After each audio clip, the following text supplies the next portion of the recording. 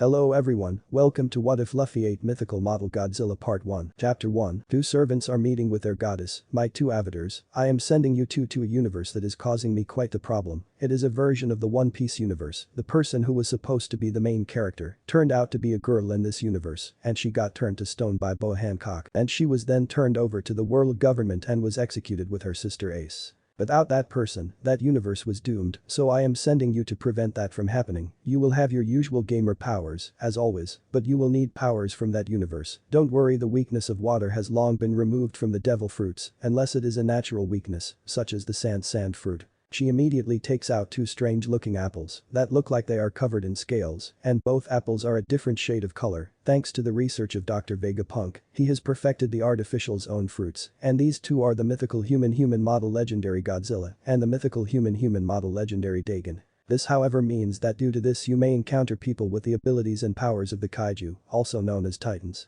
So do not worry, just have one of these as a little snack before you go. Hero took the one that was the model Godzilla, and Hector took the one that was the model Dagon, except Hector, being familiar with the series, felt a little worried about the taste of these things until Hero takes a bit from his and is quite happy to say, "Wait, this tastes rather good. I thought for a second this was supposed to taste like shit, it tastes like fried chicken." Hero decides to eat the rest of it. Hector, hearing this, decides to bite the bullet and taste his, and much to his shock, it tastes like the most wonderful version of sweet and sour chicken he has ever tasted. He finished slowly savoring the taste, and after he was done he asked the goddess, "Why did these taste so good?" She laughs and tells them both, "Like I would give you something that tastes horrible. So I made it taste good for you, knowing what sorts of food you both prefer. You will be on a rowboat headed towards the island where the main character lived, and you will arrive a month before that person leaves on their journey. There are characters who are alive that initially were dead in that world. Because you are too powerful, you will wear sea prism stones on your arms and legs. This will make you be able to blend in with the people and not draw the attention of the world government, if they knew, would do everything possible to kill you both to take the devil's fruits for themselves." After they are told, they disappear and find themselves in the middle of the ocean on a rowboat, big enough for 4 people and supplies. Seeing an island, they figure they need to go to the island. After an hour of rowing, they finally made it to the island. After tying their rowboat, they get off the boat and decided to look for a place to find something to eat. He was pretending to look at a blank scroll, checking the inventory, and saw that he had 5 million berries for each. They finally find a restaurant. They entered and see a few customers eating and a lady serving some drinks. "Excuse us, we would like something to eat, could we possibly see a menu?" She laughs and tells them both that their restaurant has the menu written on the wall behind her and that it is pretty much a favorite place for some rather rough customers, so she told them, being such nice and polite young men, maybe she could suggest another place. Hero begins to laugh and tells her the place is perfect. They both ordered 2 servings of the special and a couple of drinks, and she said it would be 50 berries for the food and for the drinks, which does include a free refill. Hero placed the money on the counter and she was happy to tell them that their food would be ready in a minute. She went to the other tables and got some of their orders, with some of them giving her a few smiles, and the mayor was looking at them with a rather suspicious look in his eyes. That is when the mayor decided to walk over to the counter and greet these suspicious new customers. He was wearing a light tropical shirt with a pair of striped pants that match his hat. He had a white goatee and mustache. "So you guys are new in Fuchsia village. I am the mayor, Mayor Whoop Slap. What brings you, boys, here, and how long do you plan to stick around? This here is a pretty peaceful place, and we like to keep it that way, if you get my meaning." Hector began to laugh, thinking that he thinks that they are here to cause trouble. "Yes, Mr. Slap, we understand." Hero begins to laugh, "We are here on official business. I wish I could tell you what that business is, but we can't. Let's just say the government knows what that is and leave it at that. As for how long, we honestly don't know, probably a month or 2. Not sure." This is when the waitress came back and served them their food and drink. It was a rather tasty looking burger, a tall glass of iced tea for Hector, and a burger and a cold glass of milk for Hero. Hero, being hungry, began to eat his burger, while Hector took his time and ate it slowly. Then they heard a cute young woman saying, "I am here for my lunch, Makino." She sort of looked like the female version of Monkey D. Luffy. "Be with you in a second, Luna. Sit down on your usual spot by the counter." Sitting right next to Hero, and she immediately drank all his milk. "Excuse me, miss, did you just steal my milk?" Makino laughs and tells him no, since she will bring him a new glass in a second for free as an apology. Hector told him not to do anything stupid. "Easy for you to say, Hector, you are drinking your tea, well, I have to finish my burger without anything to drink. So excuse me if I do something stupid." "So you are Garp's granddaughter?" Everyone is surprised to hear that this man knows about Luna's grandfather. She asked, "How did you know her grandfather?" Hiro told him that he met her grandfather once or twice. I also heard that you want to be the queen of the pirates, and I didn't know you would be here on this island, but I am glad that you are here. She asked why would he say that? And why was he looking for her? Hector told him not to do something stupid. Hiro smiles and tells her to place her under arrest. Hector facepalms and can't believe this idiot just said it out loud in front of everyone. Now I will give you a chance to defend yourself, but if you can't defeat me, I am taking you in. Makino says that there must be a way to resolve this peacefully. Hiro apologized, but there is no way that could happen. They were sent specifically for this person. I will give you a few minutes and I will see you outside for our little fight. If you try to get away, I will throw the entire town into prison. Luna said that she will be out as soon as she finishes eating. Hiro walks out the door and sits by a tree and relaxes. Hector had the glass of milk, cause after this he was going to need it for his ulcer. Makino asked him if her friend Luna was going to be alright. Hector told her not to worry. Aside from how he is, Hiro is usually a pretty nice guy, but sometimes he does do some rather stupid things. He ordered that because he knew her friend would steal it. He might appear to be a brute, but he is quite smart and in my opinion, he is doing that for her own good, so relax. As she finished her food she decided to walk outside. She saw the man relaxing by the tree, so you finally decided to come out. To be fair, I will keep my eyes closed during the entire time of this fight. That is when Luna was heard saying that he better take her seriously, as she was seen reading a punch, but the arm came right into the bar and was practically touching the counter, as she threw her punch and she screams, "Gum gum pistol." With his eyes closed he dodged the punch with ease. She kept doing the same attack over and over again, with both arms, gum gum gatling. Hiro kept dodging every attack till he grabbed both of her arms, and she felt something weird on her arms. Seeing both of her arms starting to turn black, she started to freak out, thinking that he was doing something bad to her, as the black substance began to cover more of her arm every second. Pulling and screamed for Hiro to let her go till the black substance covers her entire body and he lets her go. Her body was completely black. That my dear is called armament hockey. I can code anything I touch with it, and the reason I can dodge is that I can use observation hockey. These are two of the techniques you would learn if you became a captain in the Marines, but you will return to normal in a few seconds. Her skin turns back to normal after she heard that explanation. There are 3 types of hockey. I can only teach you armament and observation. The reason why I am showing this to you is this: if you can defeat me, I will be able to teach you.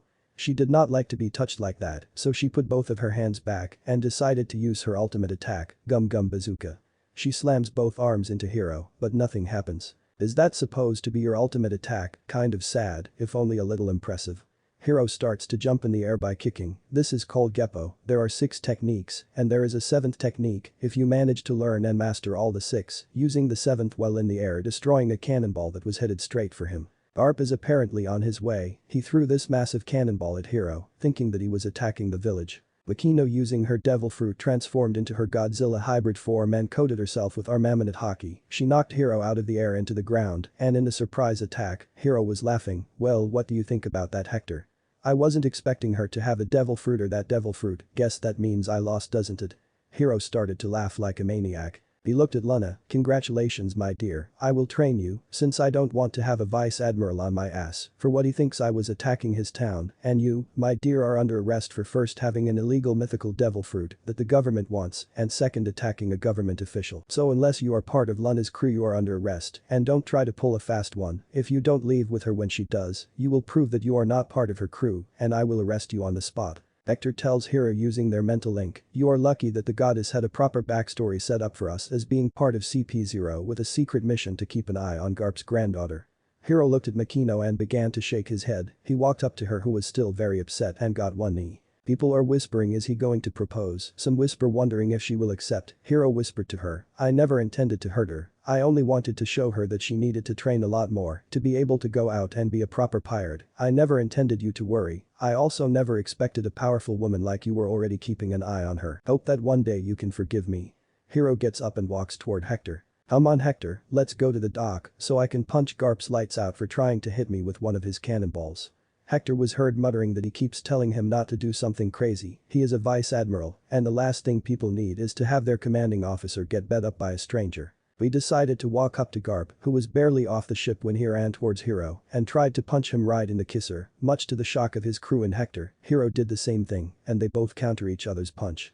His second in command looked at Hector, and Hector looked at her. Ophelia was shaking her head. I am going to need a drink after today, aren't I? Hector tells her that yes, they are both going to need a drink, so CP0 sent you. Well, look like his overprotective tendencies made a mess of this whole situation, yet again.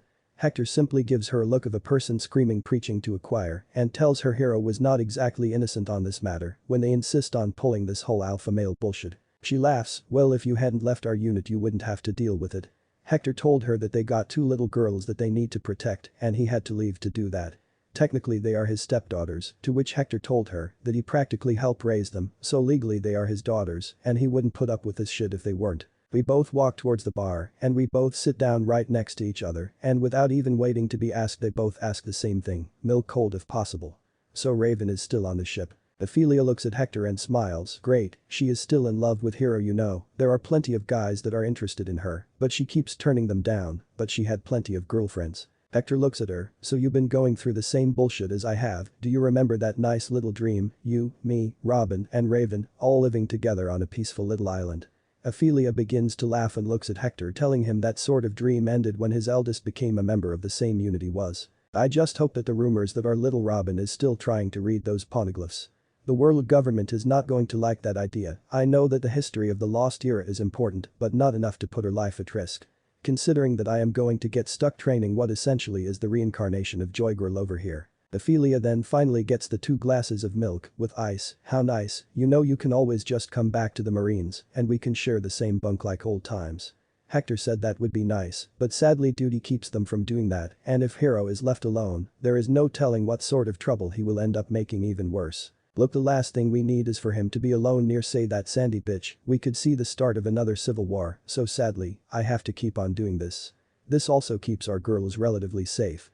Meanwhile Hero and Garp is still fighting when Raven decides to explore the town and meets Monkey D. Luna. She got to have a little fun getting to know Luna, who she found to be a very funny and friendly person, while Garp and Hero are still fighting each other near the dock and Hector and Ophelia are still drinking their milk and getting to know how they each have been. Luna is introduced to the many pleasures of lovemaking by Raven and since she had quite a few girlfriends she had many things to teach her. Raven was slowly making a harem for herself. A few hours have passed. A ball of atomic fire is seen launched at Hero. Using hockey to coat the fireball as he caught it, tossed it into the air where it exploded. Will the two of you finally knock it the hell off? I am trying to run a business here, I don't need clowns disrupting it. So knock it the fuck off. Wakino was upset that she is swearing. I am sorry my dear, I should have tried to knock him out when he first came to attack me. Wait, why don't I sense Raven on board the ship? Arp doesn't like the sound of it, again. Did she get off the ship without me noticing? Ophelia is going to kill me, every single time this happens she ends up sleeping with some unknown girl or woman, this is your damn fault, Hero. Hero says who is she going to sleep on this particular island, there aren't that many beautiful women here. Art begins to scratch his chin and looks at Hero, I don't know, how about my granddaughter? Hero tells him that she claimed that she was going to be the queen of the pirates, does he think Raven is going to sleep with a pirate? Most definitely. After she tells her dream as part of her introduction, Garp tells him that he has no clue. Garp tells him that Raven got to sleep with Bo Hancock and she agreed to be part of the harem she is building. After the two slept with each other, Hero asked what the hell is he talking about, what harem? Garp begins to laugh and tells him the one that Raven is building to try and use to seduce him. She has not given up on trying to get Hero to notice her amorous intentions, she got her sister to agree to be part of it. Hero starts to sweat profusely and he began to think that Hector and Hero changed the timeline too much if this is going on. Hector is going to be pissed. Hero even promised that he was not going to form a harem this time, however, this was not his fault, but deep down, it will still not matter and he will end up paying for it. Drinking some milk and eating some food, after two were done, they placed the money in the register and walked out. Noticing Garp is frantically looking around the town, using his senses, Hector finds that Raven is not on the ship. Ophelia was not happy to hear that her precious daughter is off the ship again without permission and asks Hector where is she. Hector simply points at the motel where Hero is making a small groove on the ground as he is walking back and forth, muttering that he is not going to fall for the obvious perverted trap. Ophelia walked into the hotel and over to the front desk and pulled out a picture. I need to know what room is this girl in. The desk manager tells her that sort of information is private until Ophelia pulls out her pistol and points it at her. I am her mother, are you going to tell me or are we going to have to do this the nasty way? She immediately looks at the picture. Oh, her, she and another young lady went into the room, let's see, right over there, room 9, please try to keep the property damage low. She is given the key and the poor desk manager is shitting her metaphorical pants. She immediately walks over to the door and unlocks the door and smirks a little bit as she sees each of the girls dominate each other. A few minutes later the girls collapse and the mother begins to laugh, surprising the girls. I have no problem with you sleeping with other girls, I can see you added her to your little harem, you know Hero made a vow not to do anything perverted, but you insist on trying to get him to break that vow, you just slept with the future queen of the pirates, and Boa Hancock, you keep making this harem that he is more than likely will not accept. Thanks to your actions, I will remain with Hector to keep an eye on Hero. The elder 5 stars do not want another potential war, so either get him to accept your harem in the next month, or you are done, and don't think I am happy to see you left the ship without permission again. Either use the women to get him to accept the harem or forget about it. I know for a fact you will never manage to do it by yourself. Raven complains that she was trying to get him on her own merits. Ophelia tells her that she needs to stop making excuses. Ophelia is already sure that Hector will marry her shortly, but she has to make sure to use every possible resource to get him to break that vow, cause Ophelia wants Hero to be her son-in-law. Ophelia left the motel and walked out of the room, and she kissed Hector on the lips. We are going to be together for the next month. I told her that she has a month to either get Hero to accept the harem or drop the idea of it altogether. You know I want him to be my son-in-law. If he doesn't get his powers under control, the elder stars will call down a buster call on O'Hara, our island home. Now excuse me, I need to go back to the ship to do some paperwork. Hector remembers that Hero has been going on a rampage every couple of months without him knowing about it. It appears that him not being able to have sex with his instincts takes over, and he goes on a rampage. He is too stubborn to learn to control his urges. A few days have gone by when Hero invited Makino, Ophelia, Raven, Luna to form a permanent party and were introduced them to the training dungeons. 4 days have passed since they arrived on the island, and they began to train. Hector finds that Makino and Hero are fighting in their full Godzilla forms, since apparently, he is rampaging once again in his sleep. Apparently thanks to his devil fruit, his bestial instincts go on a rampage because he refuses to mate. Luna and Raven are scared of what they are seeing. He has to learn to control his urges and restrain himself. If he doesn't learn to do that, he will lose complete control of himself and end up killing every person he has ever loved. And we will have to kill him. Looking through the quest log, Hector finds out that the quest that Hero accepted, thinking this is what was something good he would obtain, a new mode where he becomes more powerful. However, he is mistaken in thinking that the gamer power would keep him from rampaging, but if he succeeds this quest, it will permanently cause him to rampage and destroy the world. After explaining this to the others, Makino realized what she has to do. She will force him into his human form, and while in their human form, she will fuck his brains out.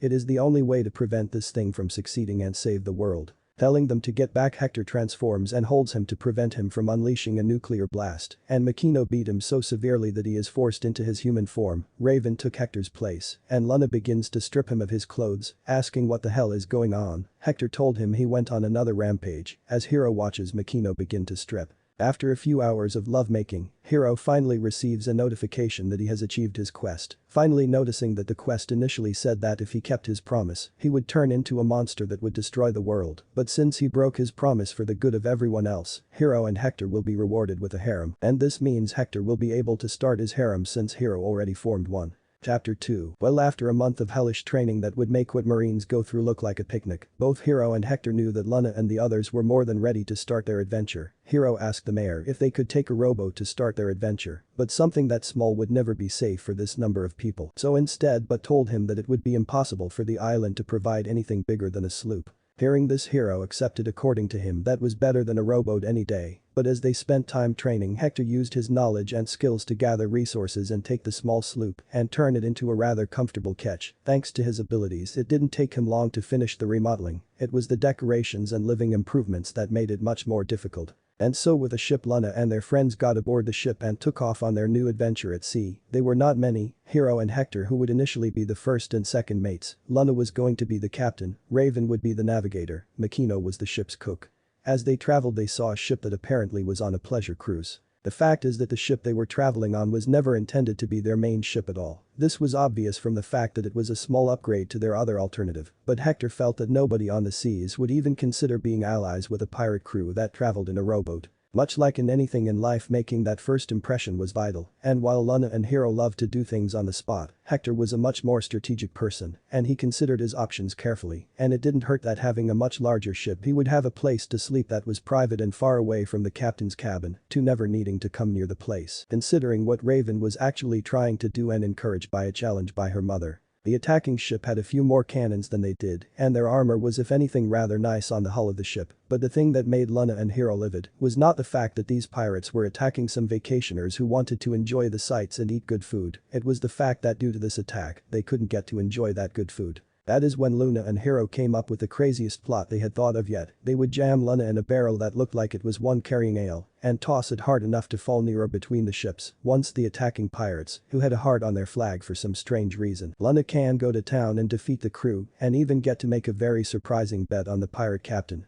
Hector was up on the crow's nest. Given the mastery of his devil fruit powers, he could jump from there and get to either ship should the situation call for it. The idea was to impress the attacking pirates and challenge them for their leadership of them, and doing so will gain them a better ship, a larger crew, and some rather skilled individuals to later join the flotilla that Luna was going to need if she ever hoped to become the queen of the pirates. The barrel was quickly picked up by the morons, and while they sailed towards the clueless pleasure cruise ship, Hiro and Hector got on board and asked to see the menu, to which the waiter looked at what they were wearing and asked him if they even had the money to pay for it. Hiro, being an absolute jackass, placed 1 billion berries on the table and asked him if that would be enough to get a decent meal. The waiters had to carry off the money in 10 briefcases, but they told him to order anything and everything they could ever want from the menu, and so they did, Hiro added, to make it sound even more condescending to just keep the food coming.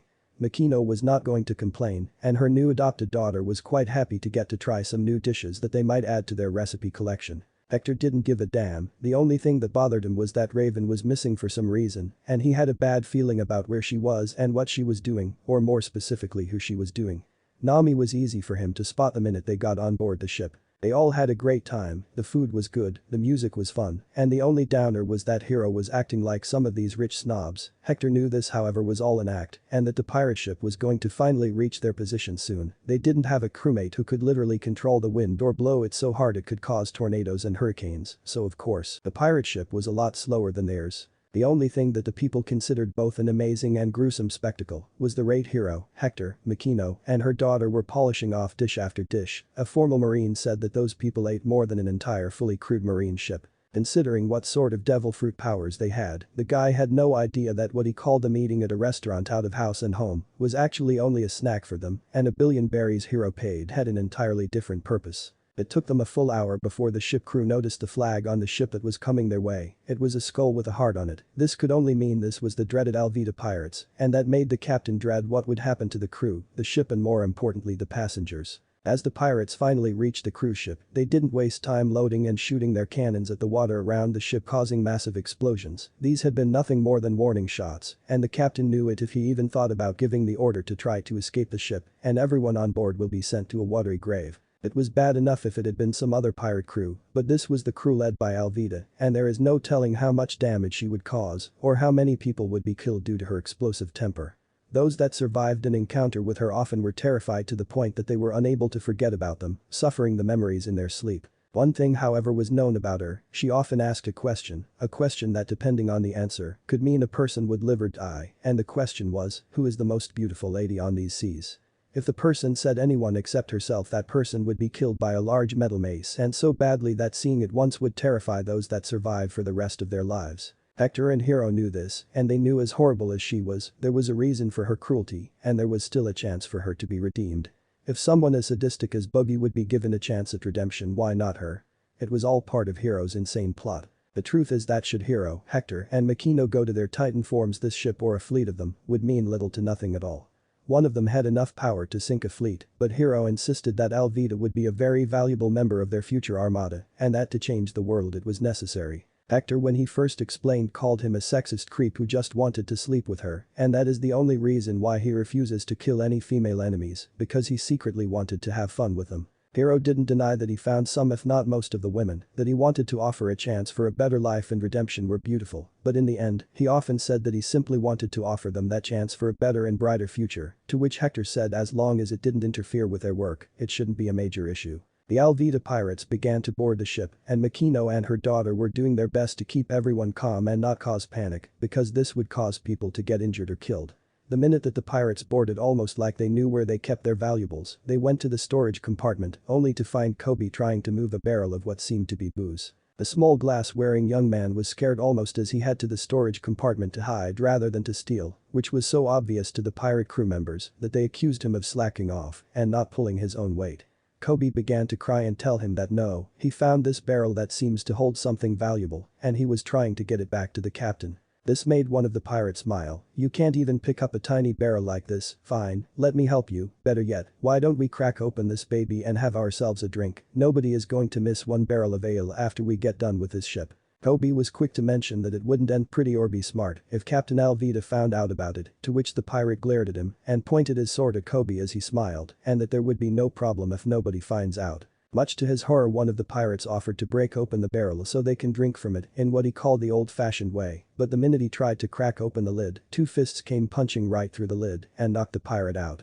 A double-fisted uppercut hit him so hard that it knocked him flat on his ass. That is when Luna finally came out of the barrel dressing in a tropical print blouse, shorts, and a straw hat on her head that had a single red ribbon around it. The other pirates saw that their fellow crew members getting knocked out, they immediately grabbed their swords, knives, and pistols and tried to attack her, but sadly this had little to no effect on her, instead, the attack actually injured each other more than they hurt her. That is when Kobe finally worked up the nerve to ask who she was and what was she looking for while she was causing all the pirates' attacks to basically kill them. Luna simply began to laugh and said that she is rubber and it would take someone very strong to make her feel it. As to what she was looking for, she had been stuck inside the barrel for so long that she felt like she was starving, so what she is looking for is something good to eat. That is when Kobe told her that he knew of a place where they could in fact get some good food if he was right about the ship. As they entered the kitchen, and staff including the chef were scared so much they were hiding under the table and cabinets until the chef asked Luna if she knows a couple of guys named Hero and Hector, to which she did tell him that she was supposed to meet them on board, which made the kitchen staff relax. Apparently what Hector told her to say in this case was actually helpful.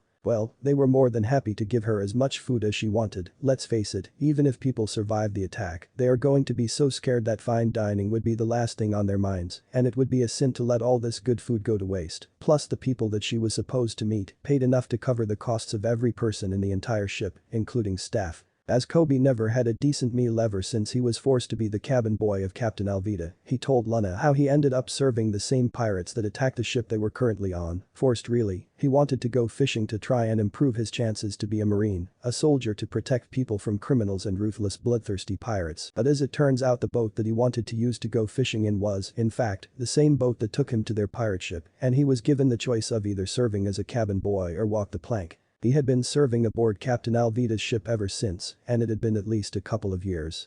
Luna simply took a drink from his flask and asked him why he put up with any of it. He is going to be a marine, so it would be a good chance to beat the ever-living crap out of the pirates and capture them. That would make a really good impression. Look Luna, you don't understand, you might have scared some of these guys, even fought them, but there is no way that anyone can stand up to Captain Alvida, you have no idea how she is.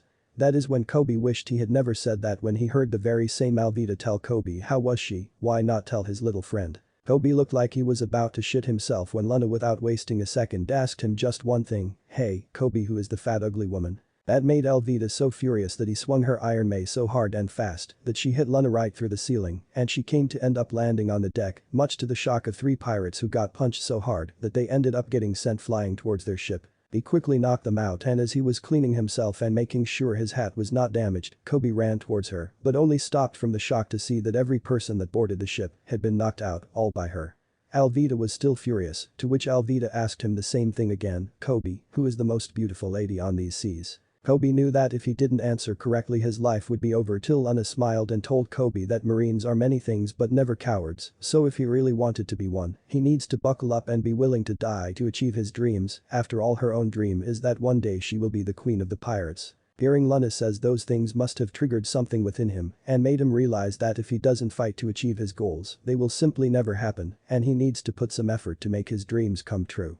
Okay, you want my answer, Captain Alvida is the cruelest ugliest woman on these seas. Alvida was about to clobber him as she said that was no way to talk to a lady until two men came towards them. Look, you are many things, but a lady is not one of them. Ladies don't resolve things like this, they are supposed to have poise, sophistication, and manners. You have the manners of a smelly drunk in the cheapest bar in the world who couldn't get anyone to give me a berry for his next drink. Hector often wished Hero would not say things like this, but it was too late as the very upset woman tried to hit them with her mace, but they evaded her attack like it was nothing. Look lady, your fight is with me, not Hector or Hero. How about we settle this with a bet? If I beat you, you and your crew swear loyalty to me and join my armada. If I lose, you can pretty much do whatever you want to me.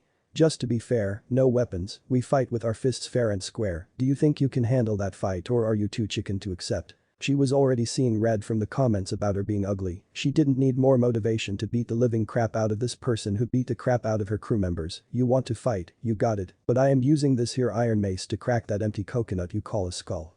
How dare you insult my beauty. Lana told her even her so-called mace was ugly as all hell, so he didn't see anything beautiful about her. Lana clearly remembered the lessons. If an enemy is of choleric temper, seek to irritate them, so that is exactly what Lana did. By mocking her looks, which were the one kink in her armor, she managed to get Alvida so angry that rational thought and logic went out the proverbial hatch before she even noticed. She was a captain that ruled with an iron fist, but had she been trained like Lana was, she would know that she should treat her crew like they are her beloved children and family, earn their love, and they will follow her to the very depths of hell itself, and do willingly. This single fight made Lana realize that all those times that Hector was a teacher, all this dry and dull stuff she once considered useless, had more value than what she initially thought.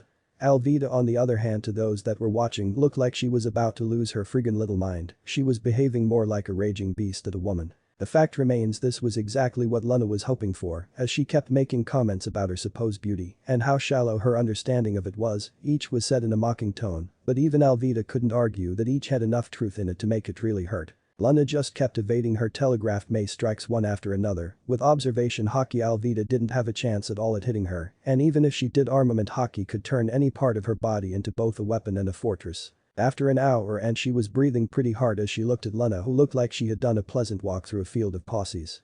When are you going to stop jumping around like a flea and fight back? You know that you can't win by dodging, don't you? Lana remembers to never fall for an enemy taunts and smiles at Alvida. But you being so fat, you are so slow. I could simply keep doing this till you fall flat on your ass, but I guess I don't have much more time to play with you, so you want me to fight back, you got it, but remember you can't complain since you asked for it. Lana used her speed to launch herself backward till Alvida failed to see that she instead grabbed the mast of the ship and was then shot forwards at her from an angle she was not expecting. It was a matter of seconds and the only thing Alvida could do is use her iron mace to block the attack. Much to her shock, the strike caused her iron mace, which was massive, to break into pieces as it fell on the ground. Her anger and rage from the comments made him say something that she didn't want to say. Had we met a month ago, I would have beaten your rubber brains in. If our weights were equal, you would never defeat me by yourself. You only won due to your devil fruit powers. Hiro decided to finally step in after Alvida accepted her defeat, and so he told her that there is an actual devil fruit that would be able to grant her wish of becoming stronger, except the place was far away from their current location, and the only way he knows to get her to where that devil fruit it would be rather painful.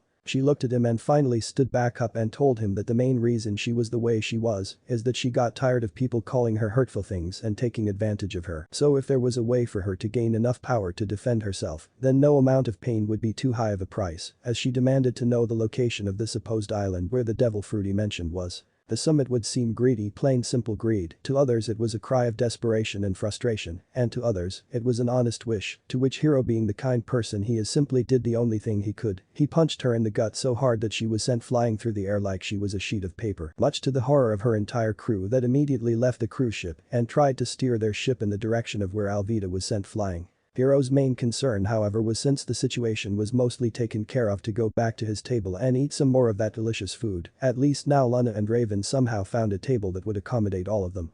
At least that is what Hector hoped, but instead, they simply dragged 3 tables together and grabbed the chairs that were intended for each of these tables. That is when Lana saw the little girl eating her food while talking with Makino. She had no clue why these two were so close or why they were eating together, even as the waiter asked Makino what she wanted this strange girl to have next.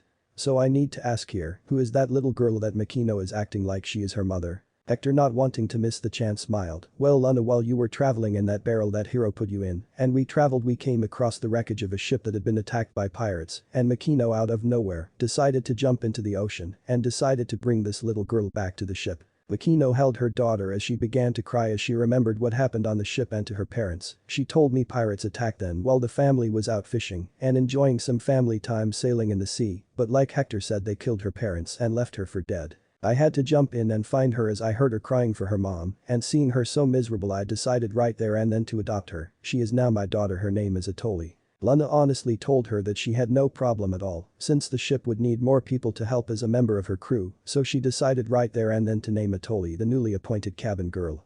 Raven said that someone as sweet and cute as that is liable to make everyone feel a little happier. Hector only wondered why the hell was Raven in such good mood and didn't even want to think or voice what he suspected caused it. Let me know in the comments below if you guys want the next part. Also check out my other video that has been shown and left. Thank you for watching. If you enjoyed this video please like and share this video. And have a fantastic day. Bye.